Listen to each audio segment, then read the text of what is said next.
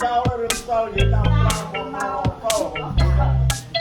ส่งเสริมเอาคนด้วยจ้าคนบ้านน้องเบี้ย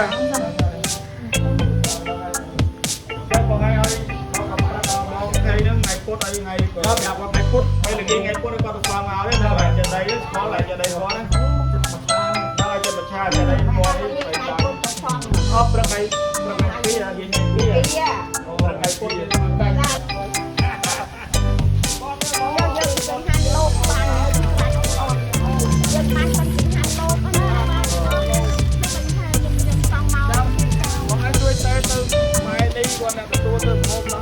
จ้าจ้าโอ้ยโอ้ยโอ้ยไปจับไปจ้า